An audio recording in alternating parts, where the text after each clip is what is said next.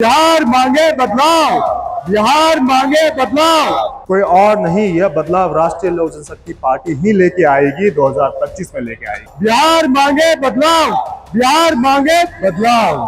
जब 2004 में जब जिस तरीके से लोक जनशक्ति पार्टी ने सत्ता परिवर्तन किया था, उसी हिसाब से 2025 में राष्ट्रीय लोक जनशक्ति पार्टी है पुनः सत्ता परिवर्तन करेगी। राष्ट्रीय लोक जनशक्ति पार्टी की सरकार जिस दिन आएगी, उनके अपराधियों को फांसी की सजा दी जाएगी साहब। जिस पशुपति कुमार पारस को राजनीतिक तौर पर कोई भी पार्टियां भाव नहीं दे रही है, अब वह पशुपति कुमार पारस बिहार में बदलाव सरकार बनाने की बात कर रहे हैं।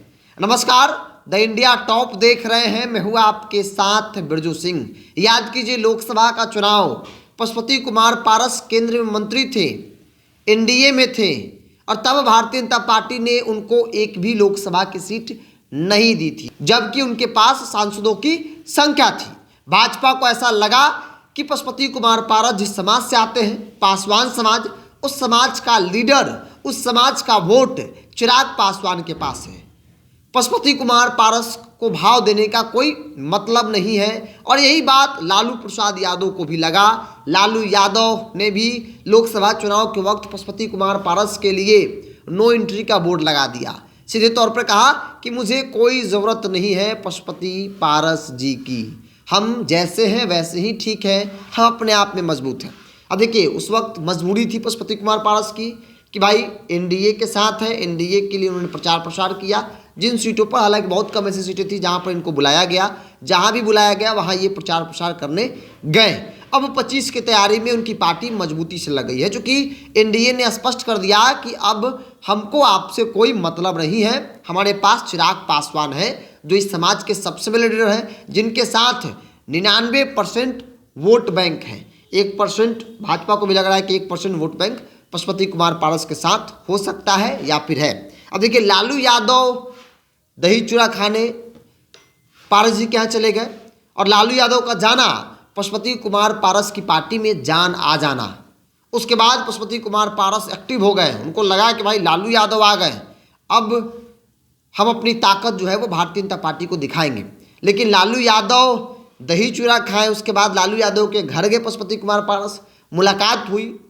जैसे ही लालू यादव ने कहा कि भाई गठबंधन को लेकर A to Z फैसला, पार्टी का A to Z फैसला अब तेजस्वी यादव ले रहे हैं, तो इसलिए आप तेजस्वी यादव से मिलिए, तेजस्वी बताएंगे कि आपके विषय में उनका फैसला क्या है, आपको लेना है गठबंधन के अंदर, नहीं लेना है, कितने सीट देना है, सब कुछ तेजस्वी करेंगे। तब से पशुपति कुमार पारस लगातार तेजस्वी यादव से समय मांग रहे हैं, तेजस्वी यादव नहीं दे रहे हैं। राजनीतिक तौर पर ऐसा कहा जा रहा है कि पशुपति कुमार पारस के पास अपना जात बिरादरी का वोट नहीं है, उस जात का नेता चिराग पासवान है, इसलिए कोई भी पार्टियां इनको भाव नहीं दे रही है। पार्टियों को ऐसा लग रहा है, आरजेडी, जेडीयू, भाजपा को ऐसा लग रहा है कि पशुपति कुमार पारस को भाव देना मतलब गोईठा में घी सुखाना एक जैसा है।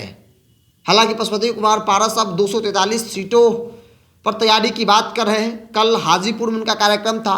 हाजीपुर में उन्होंने उनके पार्टी के जो प्रदेश अध्यक्ष है प्रिंस पासवान, जो पशुपति कुमार पारस के भतीजे हैं, उन्होंने ऐलान कर दिया कि भाई हम 244 सीटों पर तैयारी है और हम सरकार बनाएंगे, हम बिहार में बदलाव करेंगे। मतलब जिस पार्टी को, जिस व्यक्ति को राजनीतिक तौर पर कोई भाव नहीं दे रहा है, राजनीतिक तौर पर भाव देने का मतलब पार्टियों का ऐसा लग रहा है कि गोईठा में घी सुखाने के बराबर है।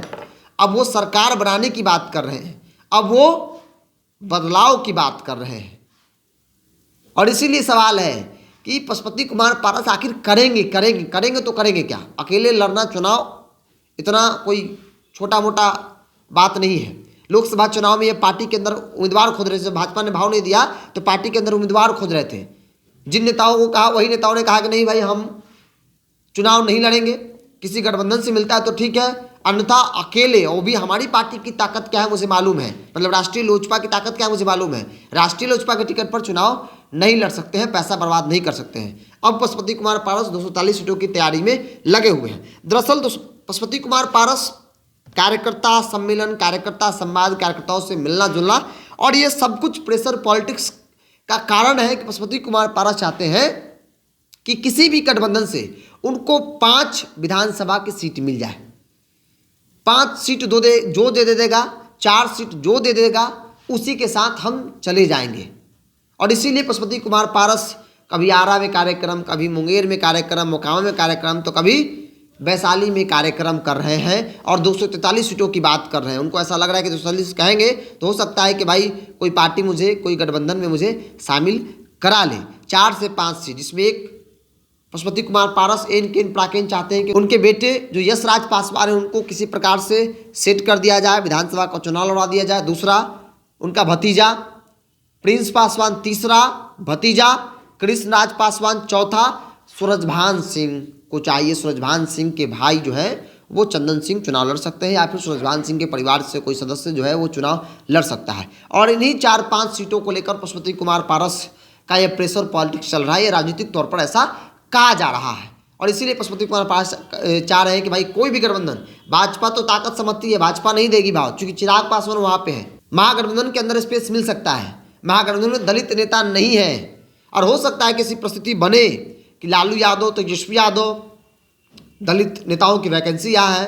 वो अलग बात है कि पशुपति कुमार पारस को लेकर लालू यादव भी जानते हैं कि इनके पास वोट नहीं है, लेकिन सिंबॉलिक तरीके से ही सही इनको गठबंधन में रखा जा सकता है। और 3, 4, 5 सीटें संभवतः एक आध कैंडिडेट भी दे दिया जाए तो इनको एक दलित नेता के तौर पर हर मंच पर खड़ा करने के लिए, चूँकि रामविलास पासवान का नाम जुड़ा है, रामविलास पासवान के भाई हैं, भाजपा से आए हैं, इन तमाम चीज़ों को लेकर एक माहौल बनाने की कोशिश जो है महागठबंधन के अंदर भी हो सकती है। एक दलित नेता के तौर पर इनको एडजस्ट किया जा सकता है। तो पूरा खेल, पूरा जो प्रेशर पॉलिटिक्स है पशुपति कुमार पारस का, वो 4 से 5 सीटों का है, जिसमें से 3 परिवार को चाहिए। एक बेटा चाहिए, 2 भतीजा चाहिए, एक सूरजभान सिंह चाहिए, और हो सकता है कि जो गठबंधन में जाएं एक आध सीट उस गठबंधन के पार्टियों द्वारा, जो बड़ी पार्टियां होंगी, वो एक आध उम्मीदवार भी दे दे कि भाई हम आपको 5 दे रहे हैं, एक उम्मीदवार भी सांसद दे रहे हैं, आप लड़वाइए। बाकी जो नेता घूम रहे आगे पीछे, उनके लेकर भी बड़ा सवाल है कि उनको क्या मिलेगा। उनको फिलहाल कुछ मिलता नजर नहीं आ रहा है, क्योंकि कोई भी पार्टियां भाव तभी देगी जब आपके पास वोट होगा। और आरजेडी हो, जेडीयू हो, भाजपा हो, कांग्रेस हो, इनको लग रहा है ऐसा कि पशुपति कुमार पारस वोटलेस नेता है, इनके पास वोट नहीं है। लालू यादव ने कभी कहा था कि पासवान समाज का नेता, रामविलास पासवान का उत्तराधिकारी अगर कोई है तो वो नाम चिराग पासवान है। मतलब चिराग पासवान को उन्होंने नेता बताया था। तो जाहिर सी बात है कि लालू यादव राजनीति के माहिर खिलाड़ी हैं, पुराने खिलाड़ी हैं, वो समझते हैं चीज़ों को कि भाई किस जात का कौन नेता है, किसके कहने पर मुझे जो है किस जात का वोट मिलेगा। बहरहाल प्रिंस राज ने जो कहा कि भाई बिहार में बदलाव करेंगे, उनकी पार्टी की सरकार होगी, इस बात से आप कितना ताल्लुक़ रखते हैं? आप क्या सोचते हैं? क्या पशुपति कुमार पारस अकेले लड़ सकते हैं? कहा जा रहा है कि उनकी पार्टी में 240 उम्मीदवार भी नहीं है। जब लोकसभा उम्मीदवार नहीं मिला तो विधानसभा जो इतना बड़ा है, इतनी संख्या है, यहाँ पर उम्मीदवार मिलना संभव नहीं है। आप भी अपनी राय को कमेंट्स बॉक्स में रखिए। अगर आप अपने चैनल को यूट्यूब पर देख रहे हैं तो सब्सक्राइब कर लीजिए, फेसबुक पर देख रहे हैं तो पेज को लाइक और फॉलो कर लीजिए।